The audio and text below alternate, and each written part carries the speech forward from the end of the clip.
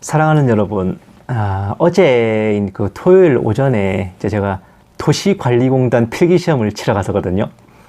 우연히 이제 모집 광고를 보고 지원했고, 얼떨결에 서류가 통과돼가지고 이제 필기를 치러 갔어요.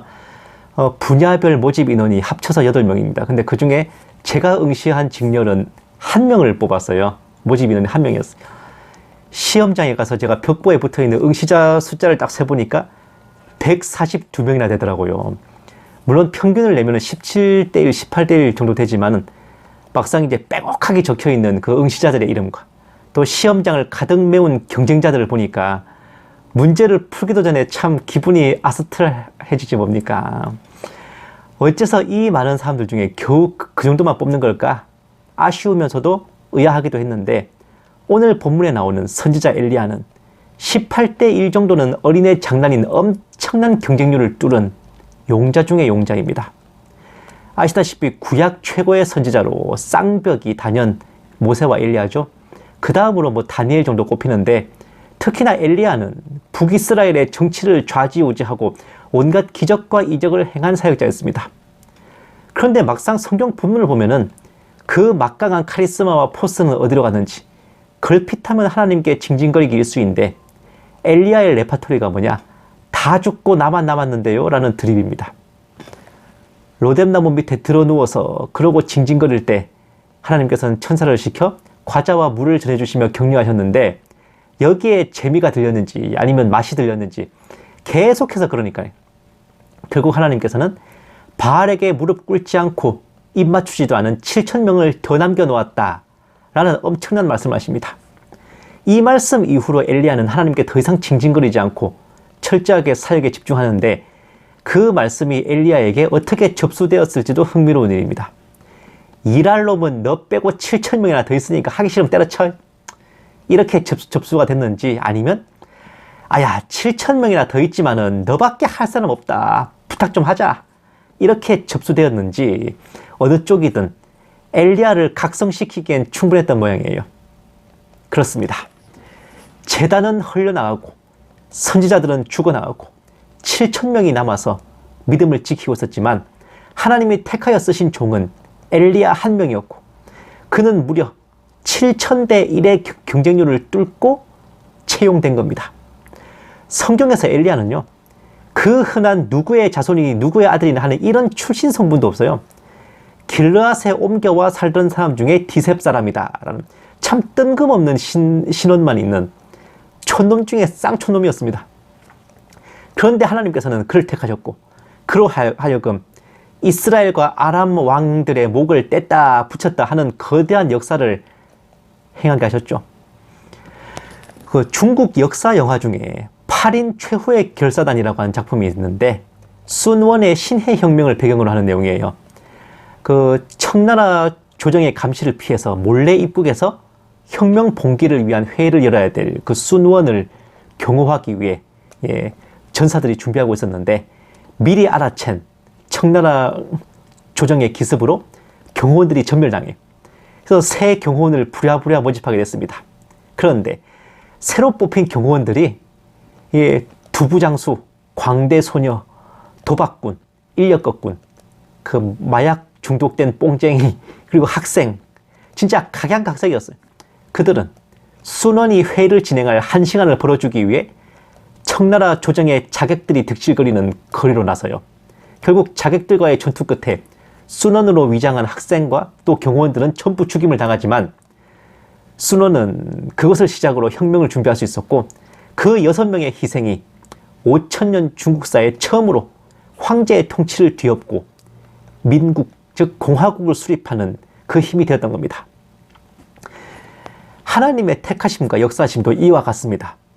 결코 많은 사람들을 들어 사용하시지 않고 흔히 말하는 대세를 따르지 않으세요. 지구상의 모래알보다 더 많은 별들이 있지만 오직 하나의 별, 지구를 택하셔서 인간이 살게 하셨고 여기서 하나님의 경륜이 펼쳐지게 하셨습니다. 여러 사람이 아닌 한 사람 아담으로부터 인류가 시작되게 하셨죠. 또한 노아 한 사람을 택하시고 그의 가족으로 신인류를 시작하셨고 아브라함 한 사람을 택하셔서 택하신 백성의 조상이 되게 하시며 야곱을 택하셔서 12지파를 이루게 하시고 모세를 택하셔서 히브리 백성들을 이집트에서 구해내게 하셨죠. 북이스라엘에 수많은 제사장과 선지자들, 하나님을 믿는 7,000명의 백성들이 있었지만 그들을 출동시키지 않으셨습니다. 하나님께서는 바알 선지자 450명과 아세라 선지자 400명 앞에 단 한 명의 선지자 엘리야를 세우셔서 하나님이 참 하나님이심을 유감없이 그를 통해 드러내 보이셨습니다. 성경에 쓰여진 이야기만이 아니에요. 하나님이 동일하신 하나님이듯 성경의 시대와 오늘 우리가 살아가는 이 시대도 다르지 않습니다. 우리는 핍박과 배도, 미혹과 음모가 판을 치며 난무하는 그런 시대를 살아가면서 수많은 성도들과 사역자들이 혼미해지고 세상 사람들이 혼탁해지는 것을 두 눈으로 보고 있지 않습니까?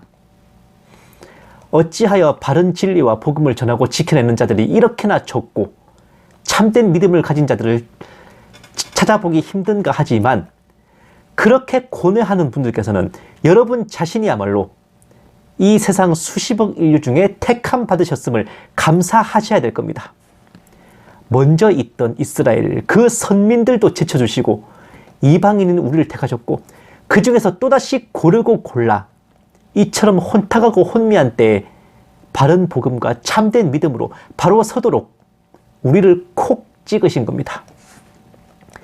쪽수에 장사 없고 다구리에 만렙 없다 그러지만은 100명, 1000명의 대적을 상대하는 종에게 일당 100, 일당 1000의 능력과 지혜를 주시는 하나님이시기에 택함 받은 자가 적을수록 오히려 우리를 얼마나 사랑하시고 우리를 얼마나 높이 평가하시는지 그걸 깨달아야 할 것입니다. 제가 좋아하는 표현이지만 개나 소나 가질 수 있다면 그것은 명품이 아니고 개나 소나 될 수 있다면 그것은 엘리트가 아닙니다. 혼미하고 혼탁한 세상과 그리고 그 미혹 앞에 우리가 바른 믿음으로 서 있는 것 자체가 하나님의 택하심이며 만왕의 왕 만주의 주께서 우리 한 사람 한 사람을 얼마나 믿고 신뢰하고 계시는지 알고도 남을 일입니다. 흔히 아주 많은 사람들이 힘든 일을 빠지거나 슬그머니 회피하고 싶을 때 쓰는 말이 나 하나쯤이야입니다.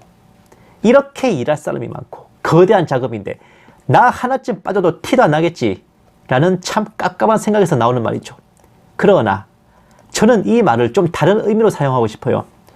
천지 만물을 창조하시고 우주와 자연의 모든 것을 다스리시고 살아있는 모든 것들의 생사화복을 주관하시는 하나님의 역사인데 세상을 바꾸고 천하를 뒤흔들 하나님의 그 역사에 나 하나쯤 기꺼이 던지지 못할 이유가 무엇입니까?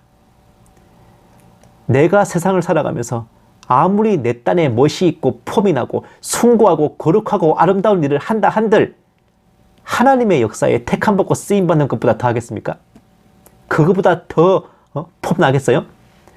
나를 써주지 않으실까봐 걱정이야. 내가 쓰임받기에 합당하지 않을까봐, 내가 하자가 있을까봐 걱정이지. 써주시기만 한다면야 그 광대한 역사에 나 하나쯤이야 불러주신 것만으로도 살아도 영광, 죽어도 영광 아닙니까?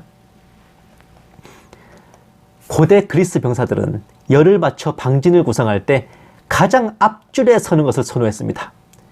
가장 앞줄에 선다 그러면은 얘가 제일 뛰어난 전사이기 때문에 그래요. 용병으로 유명한 네팔의 구르카 전사들은 가장 위험한 임무를 자기들한테 맡겨주지 않는 걸 모욕으로 여겼습니다. 우리 무시하시냐고, 왜 우리한테 그 임무를 안 맡기시냐, 이런 식으로 했답니다. 하나님을 알지 못하는 자들도 그랬는데 그리스도 예수의 좋은 군사라면 미혹과 불신이 판치는 세상 그 앞에서 두려워하고 한탄하는 게 아니라 그 가운데서 나 자신이 택함받았음을 오히려 감사하고 자랑스럽게 여겨야 할 것입니다.